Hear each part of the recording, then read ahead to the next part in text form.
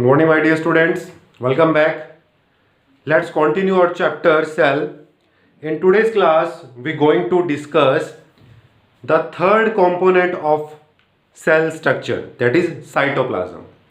Cytoplasm is a jelly-like substance that is present inside the plasma membrane of a cell, and it acts as a medium for the transport of substance within the cell. It consists of mainly two parts, cytosol and cell organelles. Means this cytoplasm, complete cytoplasm consists of two main subcomponents, that is cytosol and cell organelles. What is cytosol? It is the main liquid part of cytoplasm that contains 90% water and 10% biomolecules. What are biomolecules? Like sugar, amino acid, enzymes, proteins, lipids, etc. These are the biomolecules. Okay, so cytoplasm is the main gel-like substance of cytoplasm, cytosol. Next is cell organelles. Cytoplasm contains some specialized structure, solid structures that has different or special shape, structure, and a specialized function also. Means this cytoplasm contains some specialized structure that performs specialized function for the cell, and that structure has definite shape, has definite structure and definite function. Okay, उन structures को हम क्या बोलते हैं? Cell organelles. These are the main cell organelles which is present in each and every cell of a tissue. What are the name of main cell organelles? Number 1, endoplasmic reticulum. Number 2, Golgi apparatus. Number 3, lysosomes. 4th, mitochondria. 5th, plastids. Number 6, vacuoles. So these are the main cell organelles we are going to do in this video. Out of these six cell organelles, in today's video we are going to do only first three: endoplasmic, Golgi apparatus, lysosomes. Number 1, what is endoplasmic reticulum? It is a very important cell organelle present in the cytoplasm. This is the extensive network of tubes, membrane bound tubes. It is an extensive network of many membranous bound tubes. कई सारी membrane से जो tube बनी होती हैं उसका एक complete network है आपकी endoplasmic reticulum. What is the main function of endoplasmic reticulum? It facilitate transport of materials within the cell. ये क्या करती है? फैसिलिटेट करती है ट्रांसपोर्ट की मूवमेंट्स को. Number 2, it act as a supporting skeletal for the cell. जैसे आपकी बॉडी का जो स्केलेटल है वो किसका बना होता है? बोन्स का. तो ऐसे जो सेल का स्केलेटल है वो एंडोप्लाज्मिक रेटिकुलम का बना होता है. And it is of two types. कौन कौन सी होती हैं? रफ एंडोप्लाज्मिक रेटिकुलम, जिसको बोलते हैं RER, and smooth endoplasmic reticulum. Rough endoplasmic reticulum present deeper in the cytoplasm, and deeper यानी अंदर की तरफ, and present on the outside of the nucleus. Nucleus के चारों तरफ प्रेजेंट होगी रफ वाली, and deeper inside the cytoplasm.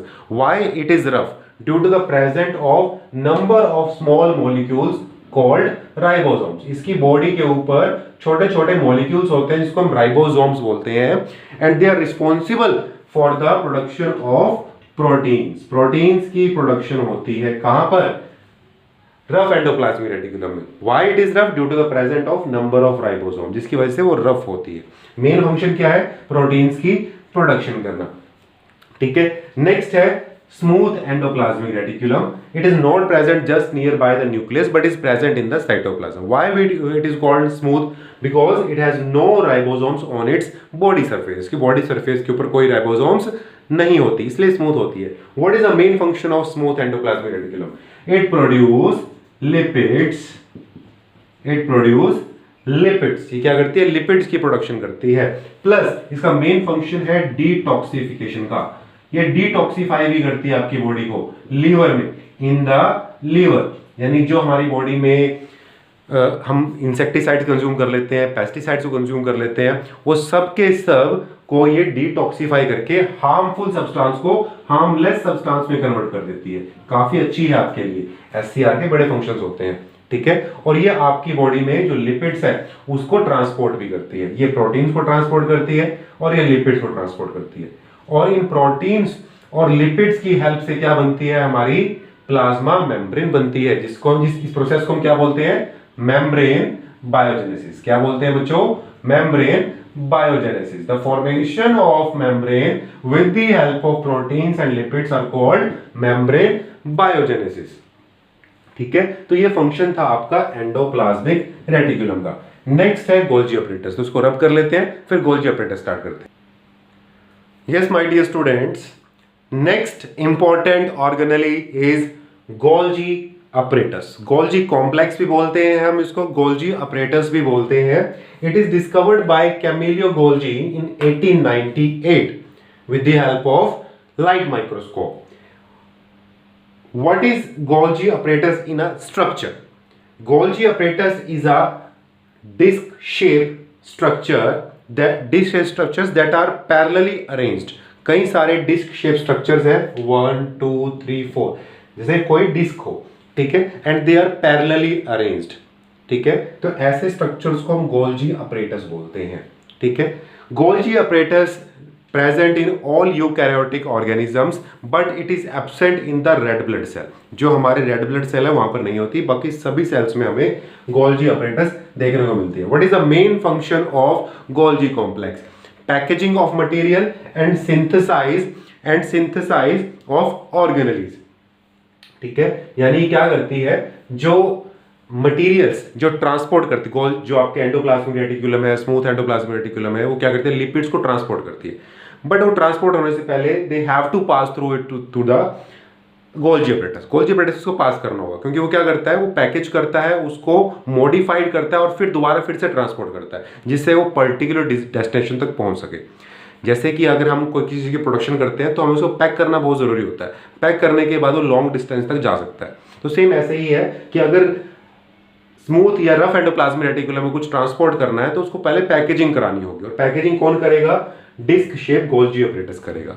ठीक है, कैसे होता है, डिस्क शेप पैरेलल स्ट्रक्चर। और एक डिस्क को हम क्या बोलते हैं, एक डिस्क को हम बोलते हैं सिस्ट्रिन। क्या बोलते हैं, सिस्ट्रिन। और ऐसे कई सारे सिस्ट्रिन आपस में अटैच है, पैरेलली अटैच है। ठीक है, और यहां पर कहां पर प्रेजेंट होते हैं, generally they present near by the nucleus, nucleus के पास होते हैं, और जो आपकी एंडोप्लाज्मिक रेटिकुलम है उसके पास भी होते हैं। और इसके दो फेस होते हैं, दो पोल होते हैं। जो सबसे ऊपर वाला पोल है उसको हम बोलते हैं सिस फेस, और जो नीचे वाला पोल है उसको हम बोलते हैं ट्रांस फेस। जो सिस फेस है उसका काम है रिसीव करने का, वो रिसीव करता है मटेरियल्स को, कहां से, एंडोप्लाज्मिक रेटिकुलम से, यू कैन सी। ठीक है, और जो ट्रांस फेस है, ये वाला फेस, ये ट्रांसपोर्ट करता है। ठीक है, जो रिसीव किया है उसको फिर आगे ट्रांसपोर्ट करता है। अब जो रिसीव और ट्रांसपोर्ट कर रहे हैं वो किसकी फॉर्म में कर रहे हैं, वेसिकल्स की फॉर्म में। वेसिकल्स क्या होते हैं, ग्लोब्यूल लाइक स्ट्रक्चर होते हैं, गोले होते हैं, गोले, ग्लोब्यूल्स बोलते हैं उसको इंग्लिश में। ठीक है, तो इनको ये वेसिकल्स भी बोलते हैं। ये स्टोर करके रखते हैं, इसके अंदर आपको प्रोटीन, लिपिड सब कुछ मिलेगा। तो यहां पर जो इनकमिंग वेसिकल्स आ रहे हैं फ्रॉम एंडोप्लाज्मिक रेटिकुलम, वो कहां पर जाएंगे, सिस फेस में। सिस फेस उनको रिसीव कर लेगा, उनको पैकेजिंग करेगा, उनको मॉडिफाई करेगा, और मॉडिफाई करने के बाद उसको फिर से ट्रांसपोर्ट कर देगा in the form of transport vesicles. You can see incoming vesicles, you can see transport vesicles. ठीक है, तो ये वर्क है आपका गोल्जी अपरेटस का। इसके बाद आते हैं lysosomes. Yes my dear students, जो थर्ड ऑर्गेनेलीज है वो है लाइसोसोम्स। लाइसोसोम्स सोसाइडल बैग के नाम से फेमस है, सेल का सोसाइडल बैग जो सुसाइड कर, बट एक्चुअली वर्क इसका सुसाइड करने का नहीं है। The main function of lysosomes is to digest the foreign particles. जो फॉरेन पार्टिकल्स बाहर से आते हैं उनको डाइजेस्ट काम करने का, इंट्रासेलुलर डाइजेशन करता है। सेल के अंदर जो डाइजेशन होती है वो आपके लाइसोसोम्स के थ्रू होती है। वैसे तो डाइजेशन हमारे स्टमक में होती है, स्मॉल इंटेस्टाइन में होती है, ठीक है, लेकिन सेल के अंदर भी डाइजेशन होती है। अगर कोई ऐसा पार्टिकल सेल के अंदर पहुंच जाता है तो उसको भी डाइजेस्ट करने काम करते हैं हमारे लाइसोसोम्स। कैसे होते हैं दिखने में, बिल्कुल वेसिकल्स की तरह होते हैं। जैसे कि आप वेसिकल्स देख रहे हो, ऐसी शेप के होते हैं आपके लाइसोम्स। और काफी इंटरेस्टिंग पॉइंट ये है कि जो आपके लाइसोम्स है they are actually transport vesicles that is developed by this Golgi complex. Golgi complex ही लाइसोसोम्स को बनाते हैं। So we can say Golgi complex is the mother of lysosomes. Lysosomes की मदर कौन है? यहाँ पे गोल्जी कॉम्प्लेक्स है जिसने लाइसोसोम को बनाया है। सुसाइटल बैग किस लिए बोलते हैं? एट द टाइम जब ओल्ड सेल्स हो जाते हैं, जो पुराने सेल्स हैं, ओल्ड सेल्स हो जाते हैं, या कोई हार्मफुल ऐसा सब्सटेंस, बैक्टीरिया वगैरह अगर आपकी सेल के अंदर आ जाता है जो पूरे सेल को डिस्ट्रॉय कर सकता है, तो उस केस में लाइसोसोम्स क्या करते हैं? बर्स्ट हो जाते हैं और उनकी बॉडी के अंदर से क्या निकलता है? एक एंजाइम निकलता है, एंजाइम जिसको हम बोलते हैं हाइड्रोलाइटिक एंजाइम, हाइड्रोलाइटिक एंजाइम, जो इतना पावरफुल होता है कि वो पूरे के पूरे सेल को डिस्ट्रॉय कर देता है। जितने सब ऑर्गेनेल्स डिस्ट्रॉय हो जाती हैं अगर ये फट जाए, बर्स्ट हो जाए लाइसोसोम्स। ये आपके रेड ब्लड सेल के अंदर प्रेजेंट नहीं होता, प्रोकैरियोट्स में भी प्रेजेंट नहीं होता, it is generally present in the eukaryotic organisms. ठीक है, ये था आपका लाइसोसोम्स, जो सोसाइटल बैग की तरह भी एक्ट करता है और इंटरनल डाइजेशन भी करता है। पावरफुल डाइजेस्टिव सिस्टम होता है आपके लाइसोसोम्स के पास। तो ये थी आपकी आज मेन 3 ऑर्गेनेलीज। जो रेस्ट ऑफ 3 ऑर्गेनेलीज है वो हम नेक्स्ट वीडियो में करेंगे।